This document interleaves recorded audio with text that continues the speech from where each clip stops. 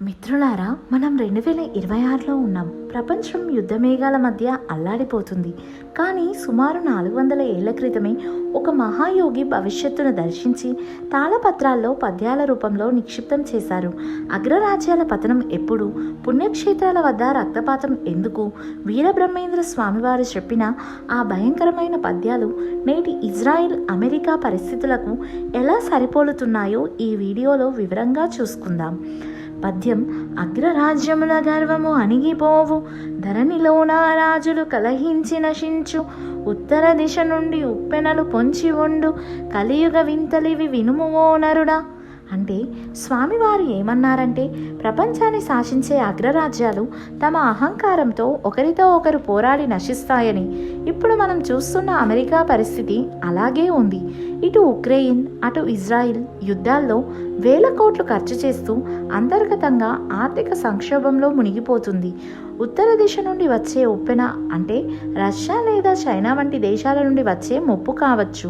అగ్రరాజ్యం తన పట్టు కోల్పోవడం అంటే కలియుగ అంతానికి సూచన.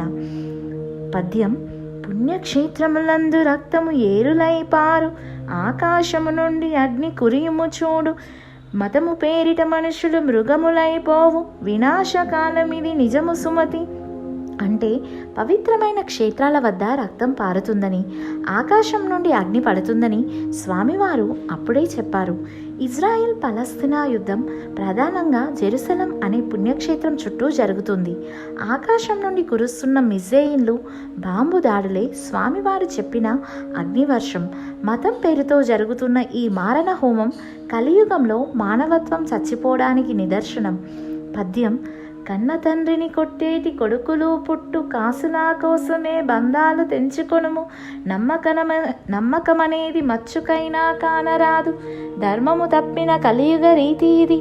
అంటే మనుషుల మధ్య నైతిక విలువలు పూర్తిగా తగ్గిపోతాయని, డబ్బు కోసమే బంధాలు ఉంటాయని వివరించారు. నేడు మనం వార్తల్లో చూస్తున్నాం.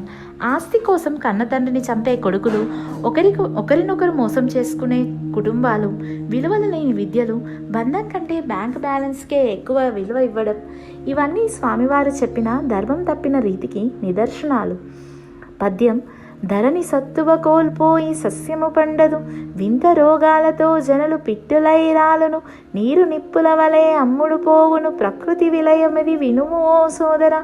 అంటే భూమి తన శక్తిని కోల్పోతుందని, ఆహారం పండగ కరువు వస్తుందని, నీరు కూడా కొనుక్కునే రోజులు వస్తాయని చెప్పారు. నేడు మనం సేవ్ సాయిల్ అంటూ భూమిని కాపాడుకోవాలని పోరాడుతున్నాం. కెమికల్స్ వల్ల నేల సారం పోయింది. మనం తాగే నీరు బాటిల్స్లో కొనుక్కుంటున్నాం. కరోనా వంటి వింత వ్యాధులు వచ్చి వేలాది మందిని బలి తీసుకున్నాయి. ఇవన్నీ ప్రకృతి మనకిస్తున్న హెచ్చరికలు. మిత్రులారా, బ్రహ్మంగారు పద్యాల్లో చెప్పిన ఈ మార్పులన్నీ ఇప్పుడు మన కళ్ళ ముందే జరుగుతున్నాయి. అగ్రరాజ్యాల పతనం నుంచి సామాజిక విలువల విచ్ఛిన్నం వరకు అన్నీ ఆ కాలజ్ఞాన సూచనలే.